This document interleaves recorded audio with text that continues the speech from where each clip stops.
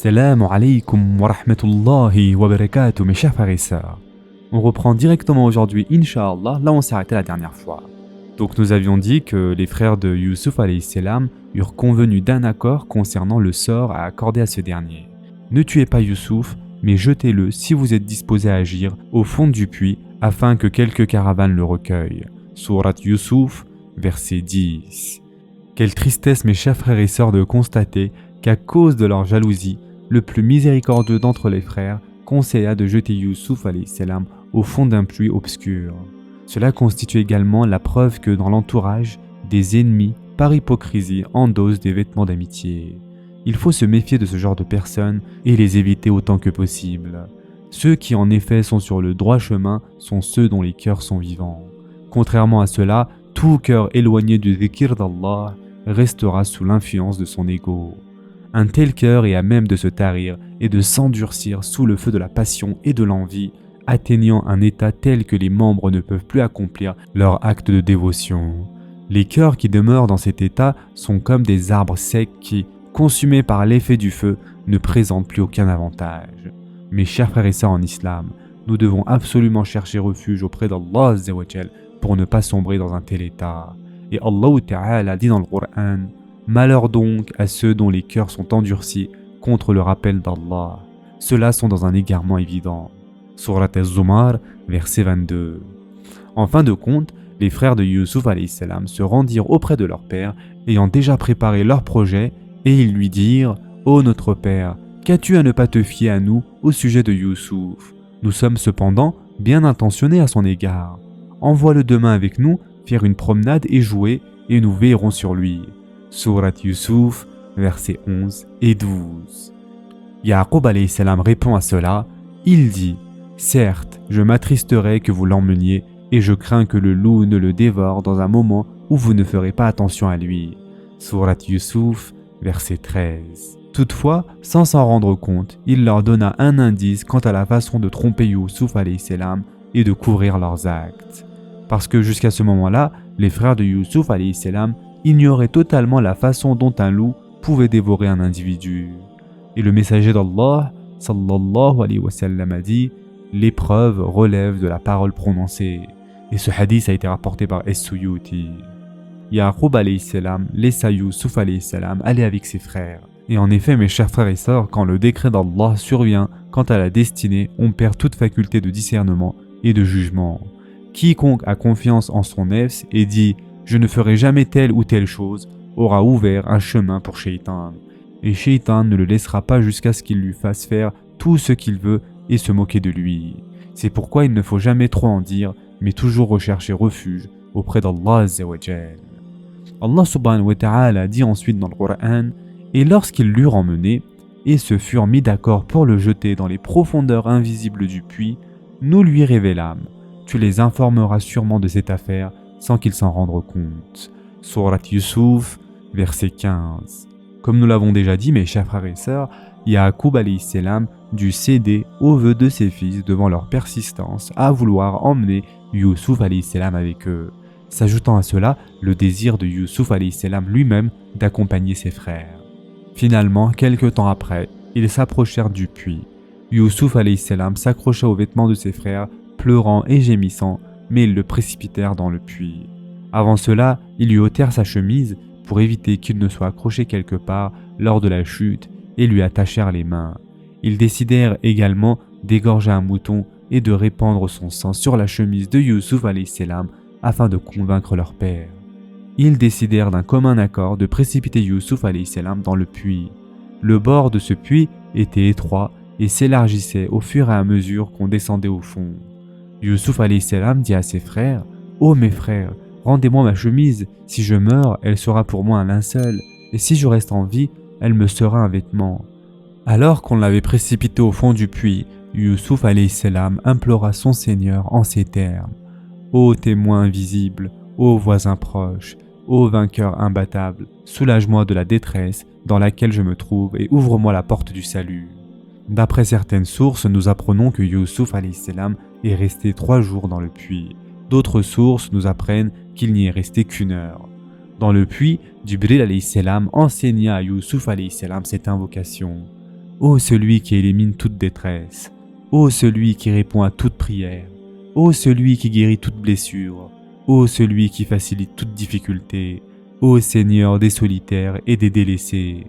Ô mon Seigneur, en dehors de qui il n'y a pas d'autre Dieu, je me confie à toi. Je te demande de me soulager dans ma détresse et de m'ouvrir une porte de salut.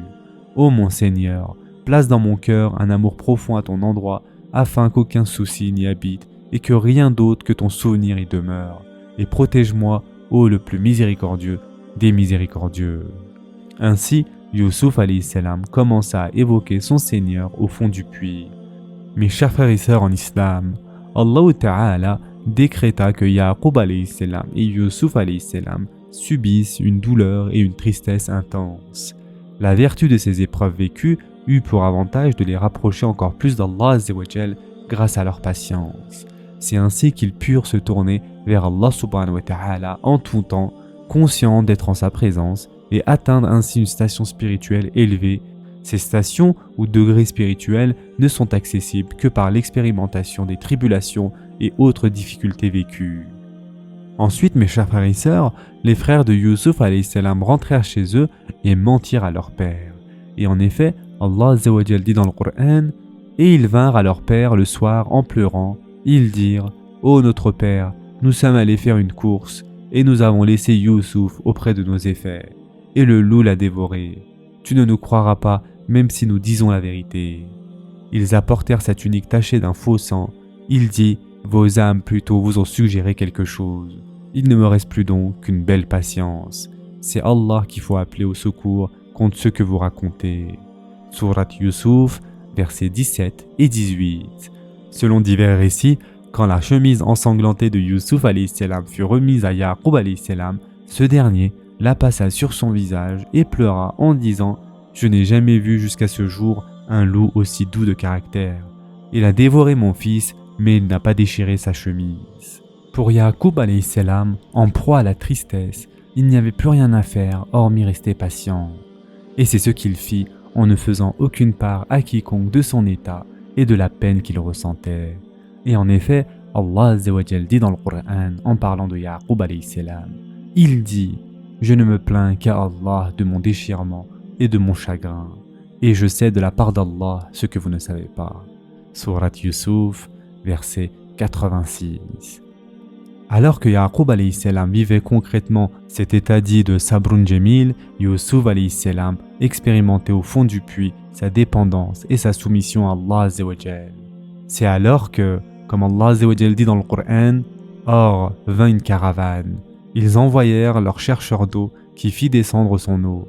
Il dit « Bonne nouvelle, voilà un garçon. » Et ils le dissimulèrent pour le vendre telle une marchandise. Allah cependant savait fort bien ce qu'il faisait. Et ils le vendirent à vil prix pour quelques dirhams comptés. Ils le considéraient comme indésirable. Surat Youssouf, versets 19 et 20. Ceux qui vendirent Youssouf alayhi salam, bien qu'éblouis par sa beauté, s'empressèrent de le vendre pour une somme dérisoire par peur que ses propriétaires ne reviennent et le reprennent. Mes chers frères et sœurs en islam, ici nous apprenons que la beauté physique n'a aucune valeur aux yeux d'Allah Azza wa Jal. Et en effet, le messager d'Allah, sallallahu alayhi wa sallam, a dit « Très certainement, Allah ne regarde pas votre apparence ni vos richesses, mais il regarde votre cœur et vos actions. » Et ce hadith a été rapporté par Bukhari.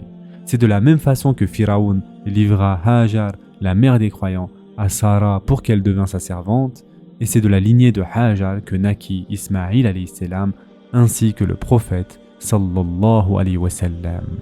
L'apparence physique d'une personne n'a aucune valeur. Le corps est l'enveloppe de l'âme. L'homme ne parvint au bonheur ou ne devient mauvais qu'à travers la structure de son âme. Autrement dit, si un humain dispose d'un cœur pur et accompli de bonnes actions, il a de la valeur aux yeux d'Allah Azza wa Jal. Malheureusement, à l'heure actuelle, la question que les gens se posent le plus souvent, c'est de savoir s'il est beau ou s'il dispose beaucoup de biens, n'est-ce pas? Mais ceci est sans importance.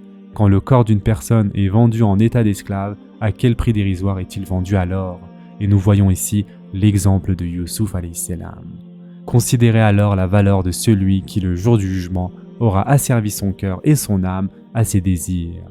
Par conséquent, mes chers frères et sœurs, le croyant doit savoir ce que la vraie valeur et la dignité signifient réellement, et ne jamais être esclave de son propre nefs. Le Coran déclare à ce sujet: Ô prophète, ne vois-tu pas celui qui a fait de sa passion sa divinité? Est-ce à toi d'être un garant pour lui? Surat al-Furqan, verset 43. Concernant Youssouf alayhi salam, Allah Azza wa Jal dit: celui qui l'acheta, qui était de l'Égypte, dit à sa femme: accorde-lui une généreuse hospitalité. Il se peut qu'il nous soit utile ou que nous l'adoptions comme notre enfant. Ainsi avons-nous raffermi Youssouf dans le pays et nous lui avons appris l'interprétation des rêves. Et Allah est souverain en son commandement, mais la plupart des gens ne savent pas. Surat Youssouf, verset 21. Selon les commentaires, le marchand d'esclaves qui acheta Youssouf alayhi salam le vendit ensuite au ministre égyptien des Finances. Ce dernier, ayant perçu l'intelligence et le potentiel de Youssouf alayhi salam, pensa en tirer profit ultérieurement et peut-être l'adopter parce que sa femme et lui n'avaient pas d'enfants.